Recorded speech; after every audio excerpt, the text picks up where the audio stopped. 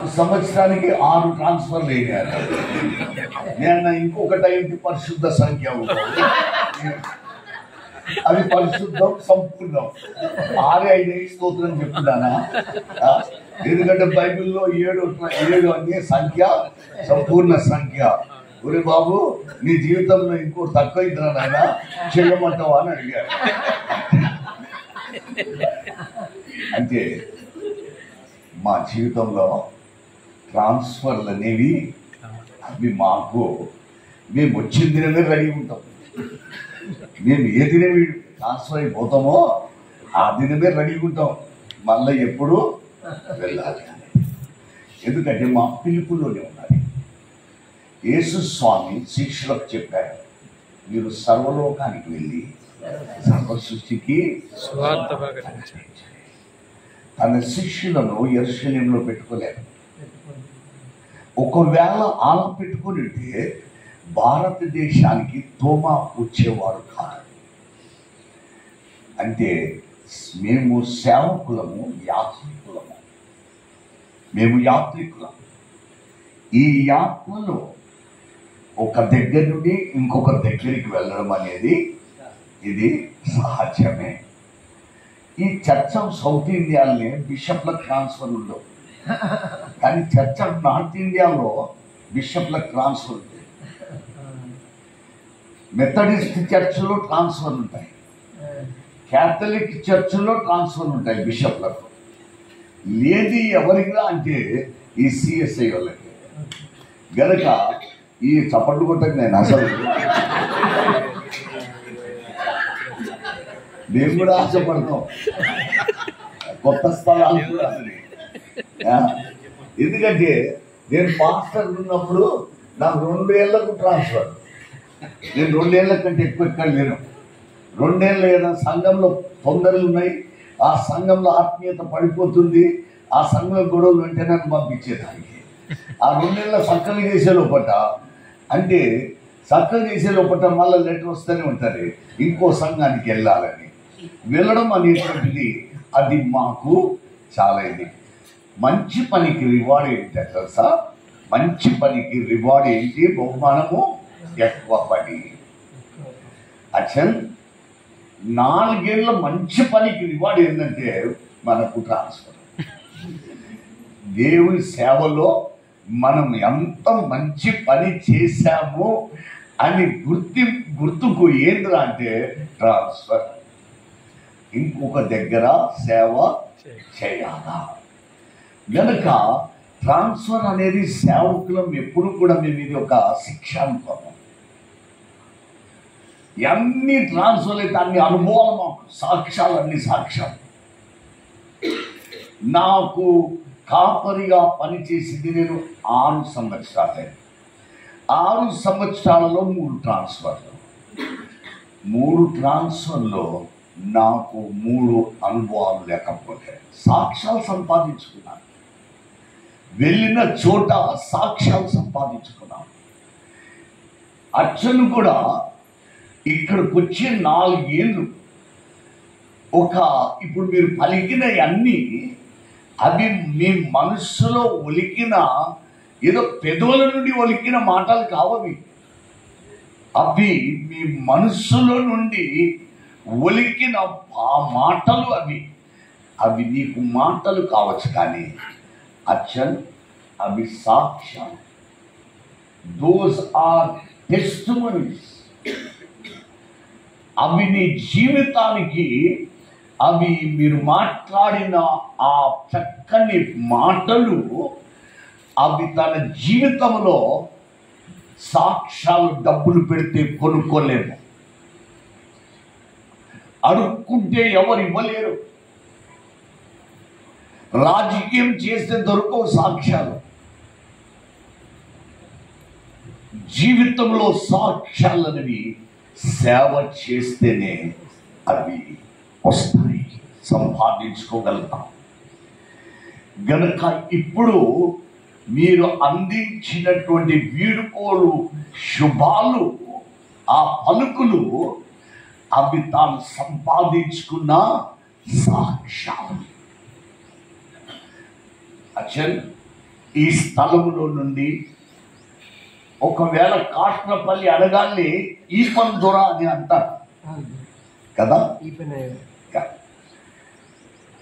అచ్చను కూడా వచ్చిన కొత్తలో ఈ పందుర సేవ గురించి తెలుసుకుంటా ఉంటే అందరికి చెప్తుండొచ్చు, వాళ్ళ మమ్మీ డాడీకి, వాళ్ళ బంధువులతో, అన్నలకు, తమ్ముళ్ళకి, అందరికి. ఎలాగైతే అచ్చన్ ఇక్కడికి వచ్చి అలా చెప్పాడో, ఈ పందుర ఎంత కష్టపడ్డాడు, ఇప్పుడే ఇన్ని వసతులుంటే నేను ఇంత కష్టపడుతుంటే ఆ దూర 100 ఏళ్ల క్రితం వచ్చి ఇంకెంత కష్టపడ్డాడో ఒక సాక్ష్యం మాదే. ఏంటంటే ఒక దినం మీటింగ్ ఇక్కడ కూర్చున్నాం. ఆ దినం మీటింగ్లో ఆ పాము గురించి సాక్ష్యం చెప్పింది అమ్మ వచ్చమ్మ.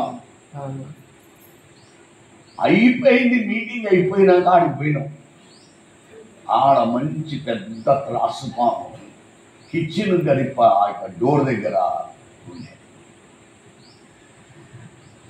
అలాంటి పరిస్థితి ఇప్పుడే ఉంటే ఆనాడు ఈ పంతలో వచ్చిన కాలంలో ఎట్లుండేనో పాములు అడుగు తీస్తే అడుగుగా పాము మీద వేసేటట్టు చెప్పలేము.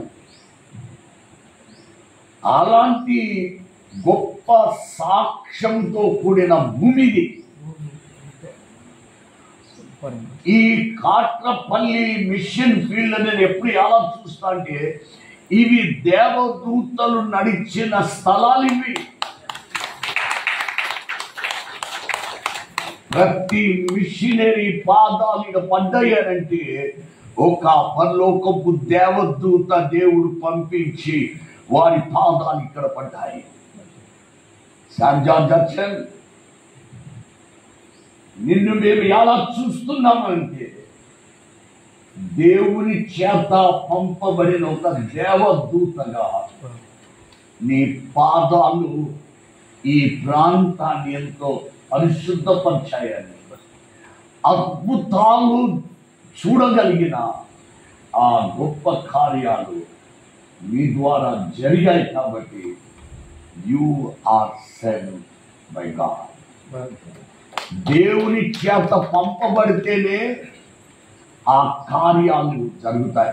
బ్రదర్ చెప్తాను, ఎన్ని తొందరలు, ఎన్ని బంధులు, ఎన్ని డీకాల్స్ వచ్చినాయి, ఎన్ని సమస్యలు వారు చేపట్టిన. అది కూడా ఊర్లో కాంపౌండ్ వాళ్ళు కట్టాలంటే ఎంత కష్టం. ఎందుకు కట్టాలా? ఏమైంది? ఇన్నేళ్ళు ఎవ్వరు కట్టాలి, నాకెందుకు ఈ గొడవ? నేను నాకు అవసరమా? నిద్ర లేని రాత్రులు నాకు అవసరమా? అవసరం కాదు. దేవుడు పంపించాడు దేవదూతగా కాబట్టి ఆ పరిస్థితిని ఎదుర్కోగలిగాడు, ఆ తొందరలను ఎదుర్కోగలిగాడు. నేను ఎప్పుడు చెప్తా, ఎవరు సమస్యలను, కష్టాలను ఎదుర్కోగలుగుతారంటే యేసు ప్రభుని పాదాల దగ్గర మోకాలుని ప్రార్థించిన బిడ్డని ఎదుర్కోగలుగుతారు. వేరే ఎదుర్కోలేరు. దేవునికి భయపడిన బిడ్డలు మనుషులకు భయపడరు. అంటే శాన్ జాన్ జక్సన్ దేవునికి భయపడ్డాడు కాబట్టి ఆ పరిస్థితులకు భయపడలేదు.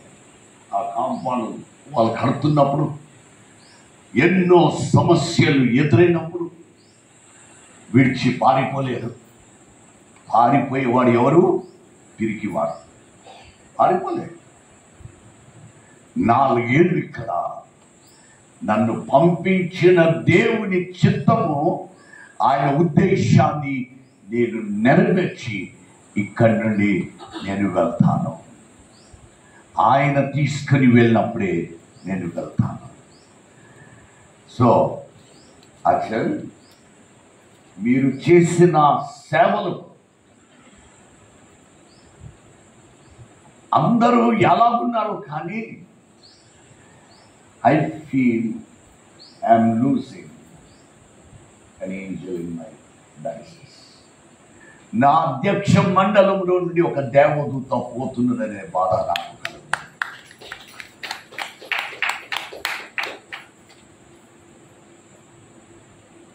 జీవితంలో మిషనరీలు అనేది నిజంగా ఇప్పటికీ నా తండ్రి దగ్గర మొదలైంది.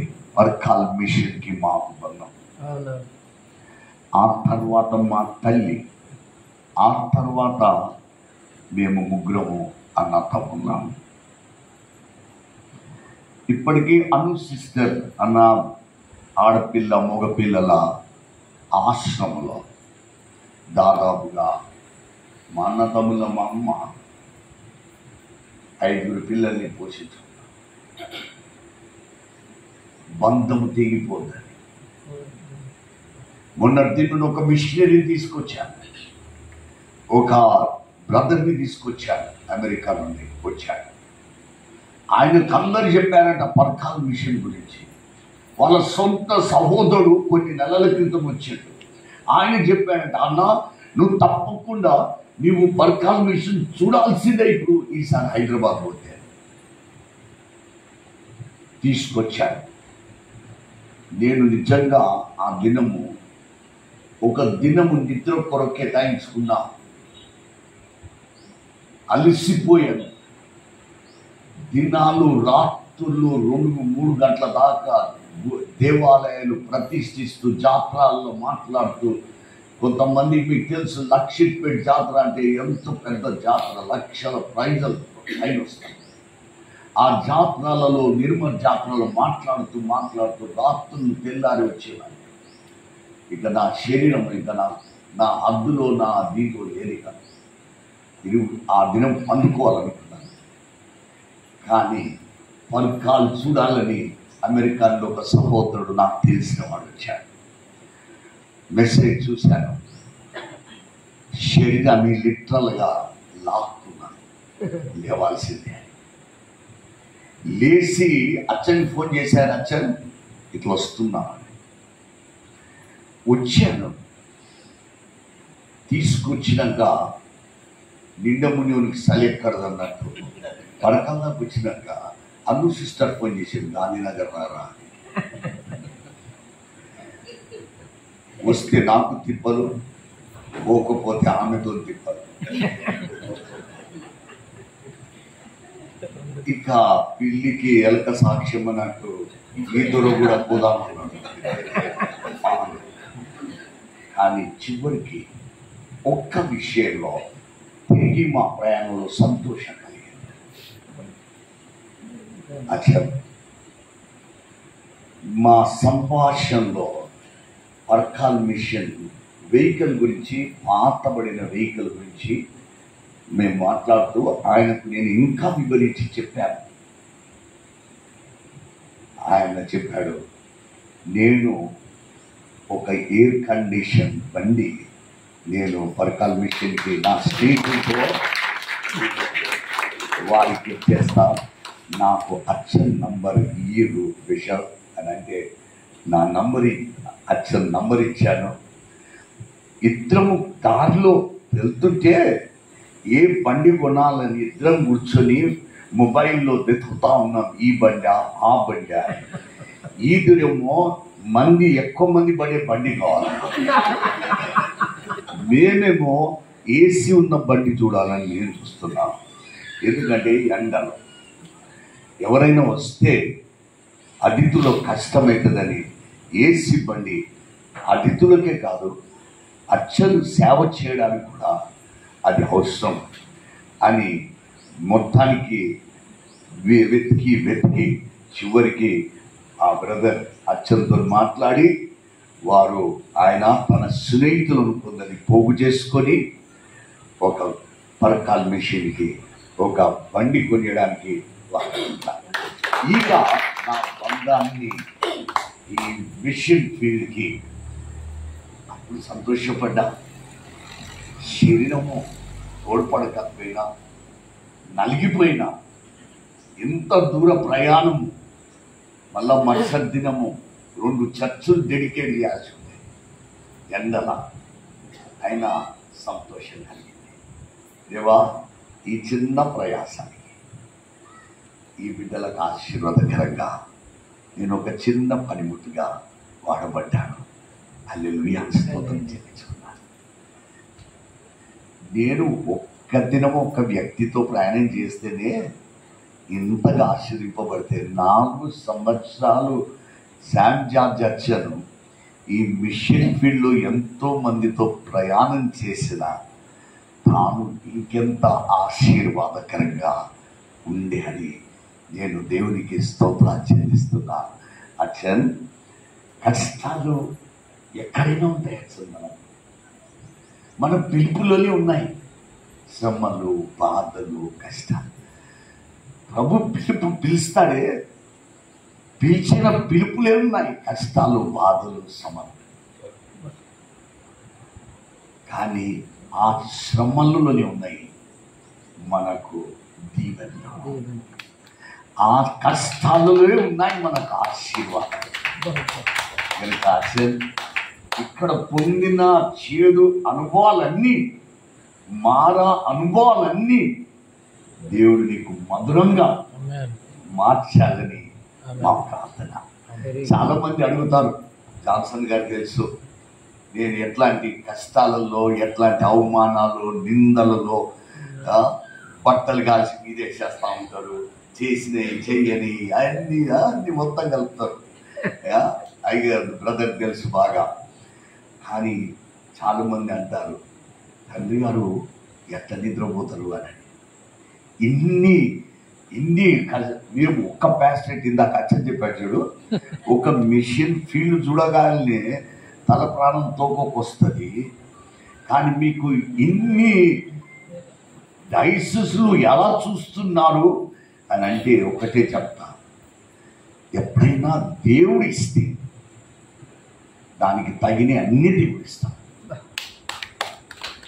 డబ్బులు పెట్టి కొనుక్కుంటావే, పదవులు, మోసాలు చేసి, తాగుడు సీసాలు ఇచ్చి, ఇట్లాంటి అన్నీ చేసి నువ్వు కొనుక్కుంటావే, అప్పుడు ఇయ్యడు దేవుడు. వాటికి దేవుడు ఇయ్యడు. నువ్వు కావచ్చు, గెలవచ్చు, కానీ దేవుడు ఇయ్యడు. ఈ దినము ఎన్ని విధాలుగా సాగుతున్నానంటే ప్రతి ఒక్కరికి ఇది ఒక ఆశ్చర్యం. ఇంత ఎలా తిరుగుతున్నారు తండ్రి గారు ఎండలో కూడా. నిన్న దినమున 2 గుడులు ప్రతిష్ఠ చేసి రాత్రికి ఆ తెల్లారుజామున వచ్చాను. ఎలా వచ్చాను? నా డ్రైవర్ ఇంకా అనుకున్నాను, రాత్రి వచ్చిన డ్రైవర్, కానీ ఇంకొక డ్రైవర్ని తీసుకొని వచ్చాను. కారణము దేవుడు చేత ఎదుర్కోబడ్డా. ఈ 4 ఏళ్ళు అచ్చను కూడా ఇక్కడ ఈ శ్రమలలో ఇక్కడ తాను తట్టుకోగలిగాడు, ఎదుర్కోగలిగాడు. అయినప్పటికీ కూడా ఆయన నేనేమంటానంటే నెహెమ్యా గోడలు కట్టారన్నారు కదా, గోడలు కట్టారు కదా. ఏ ఊర్లో చెప్పింది? చిన్నపడపాటు. నెహెమ్యా ఏ గోడలు కట్టాడో చెప్పండి. యెరూషలేము గుమ్మములు కాలిపోచున్నవి, ప్రాకారపు గోడలు కూలిపోతున్నవి. ఆ కూలిపోయిన గోడలు ఎవరు కట్టిండ్రు? ఈ చిన్నప్పుడు పాత గోడలు ఎవరు కట్టిందంటే నెహెమ్యా. ఈ Nehemiah, Sam George Nehemiah. Class రూమ్లు నిర్మించేవాడు ఎవరు బైబిల్లో అంటే, నిర్మాణాలకు దిట్ట ఎవరు అని అంటే నెహెమ్యా. అసలు నెహెమ్యా. Don't worry. శామ్ అనే పేరుకు అర్థము సన్ ఆఫ్ గాడ్, శామ్ దేవుని కుమారుడు. దానా నీవు దేవుని కుమారుడు. ఎక్కడ పోయినా నీవు దేవుని కుమారుడు అని నిరుత్సాహాలు మన జీవితాల్లో ఎదుర్కోవడం ఇక్కడనే కాదు, ఎక్కడైనా నిరుత్సాహాలు ఎదురవుతాయి. నిందలు, అవమానాలు, కష్టాలు, బాధలు ఈ మిషన్ ఫీల్డ్లో ఒక తీరుకు వస్తాయి. నువ్వు పోయే స్థలంలో ఇంకొక తీరు అయిన కష్టాలు, బాధలు, సమస్యలు ఉన్నాయి. జార్జ్, నీ రెండో పేరు జార్జ్. మనం ఇదేమంటాం? Machine field. తెలుగులో చెప్పండి. పొలం. మిషన్ పొలం. జార్జ్ అనే పేరుకు అర్థం తెలుసా? వ్యవసాయకుడు, ఫార్మర్. అయ్యా, నీవు ఈ మిషన్ ఫీల్డ్ కి, పొలానికి వ్యవసాయకుడికి వచ్చావునైనా గనుక అందుకే ఈ వ్యవసాయాన్ని, ఈ పొలాల్లో గొప్ప కార్యాలు చేశాం. So Saint George, we love you, we love you. God bless you. ఎక్కడ పోయినా నిన్ను పిలిచిన దేవుడు నమ్మకమైన దేవుడు.